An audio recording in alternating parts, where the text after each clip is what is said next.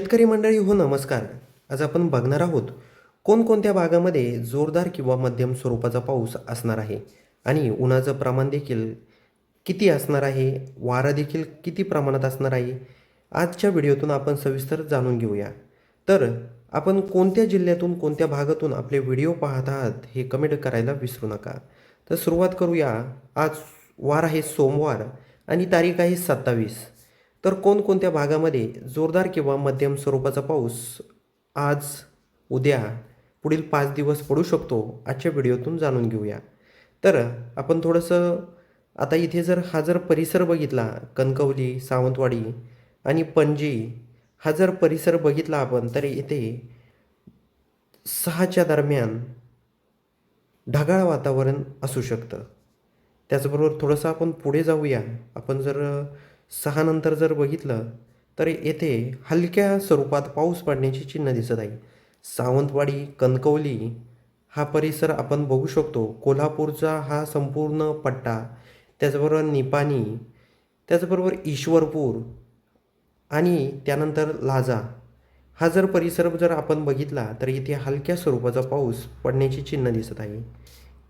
त्याचबरोबर आपण थोडंसं वर जाऊया. साताऱ्याचा काही परिसर जर बघितला, सातारा, चिपळूण हा जर परिसर बघितला, या परिसरात हलक्या स्वरूपाचा पाऊस पडण्याचे चिन्ह दिसत आहे. तर महाबळेश्वर, वाही, भोर, महाड हा संपूर्ण परिसर कोरडं वातावरण असणार आहे. इथे पाऊस नाही पडणार. तर आपण थोडंसं वर जर गेलो मध्य महाराष्ट्रामध्ये, तर येथे आपण बघू शकतो इथे कोरडं वातावरण दिसत आहे. आणि अलीकडं इकडं पनवेलचा परिसर जर बघितला आपण, तर येथे हलक्या स्वरूपाचा पाऊस पनवेल, कर्जत हा जर परिसर बघितला, तर येथे हलक्या स्वरूपाचा पाऊस पडण्याची चिन्ह दिसत आहे.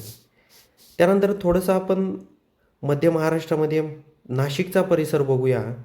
तर नाशिकमध्ये आपण जर बघितलं, तर पूर्ण कोरडं वातावरण दिसत आहे सोमवारी 27 तारखेला. त्यानंतर थोडंसं आपण पुढे जाऊया.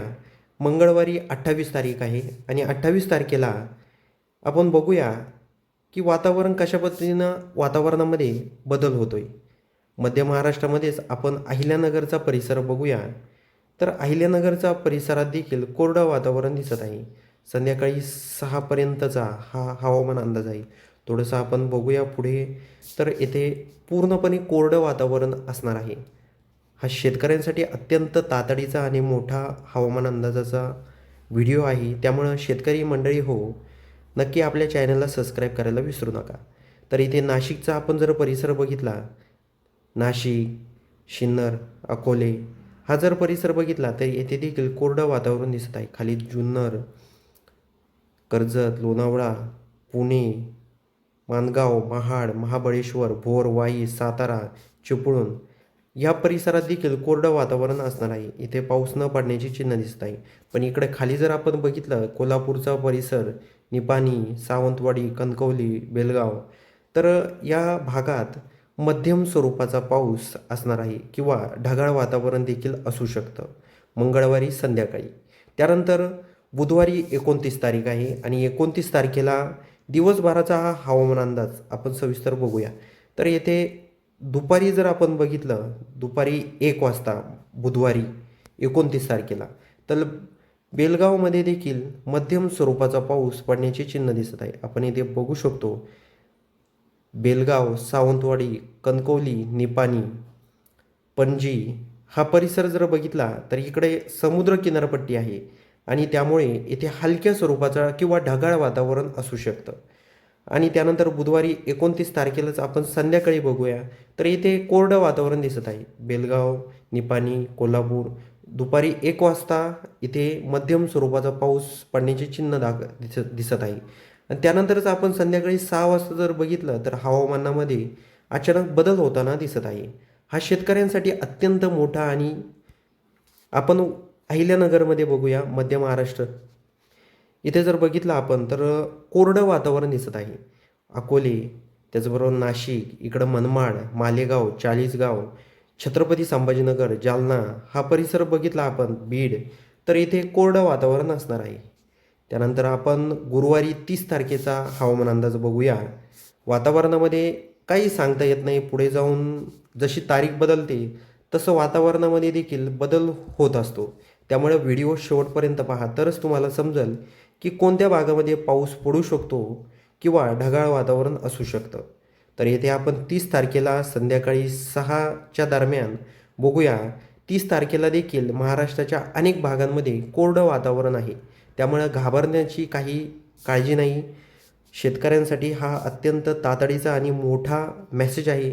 कुठल्याही भागामध्ये पाऊस न पडण्याचे चिन्ह दिसत आहे. आपण थोडंसं पुढे जाऊया. शुक्रवारी 1 तारीख आहे आणि 1 तारखेला आपण जर बघितलं तर पणजी, सावंतवाडी, बेलगाव हा परिसरामध्ये 30 तारखेला वातावरणामध्ये पाऊस पडण्याचे चिन्ह दर्शवत होतं. पण आता जर आपण बघितलं तर इथे कोरडं वातावरण दिसत आहे. इथे आपण बघूया महाराष्ट्राच्या अनेक भागांमध्ये 1 तारखेला देखील कोरडं वातावरण असणार आहे. त्यानंतर 2 तारखेला शनिवारी बघूया आपण. 2 तारखेला देखील मुंबईचा जर आपण काही परिसर जर बघितला तर येथे ढगाळ वातावरण असण्याची शक्यता वर्तवण्यात आहे. वसई, विरार, मुंबई, अलिबाग हा परिसर जर बघितला तर येथे ढगाळ वातावरण असण्याची देखील शक्यता वर्तवण्यात येत आहे. शेतकरी मंडळी हो, हा अत्यंत तातडीचा आणि मोठा हवामान अंदाजाचा व्हिडिओ आहे. त्यामुळं हा व्हिडिओ शेवटपर्यंत नक्की पहा आणि चॅनलवर नवीन असाल तर चॅनलला सबस्क्राईब करायला देखील विसरू नका.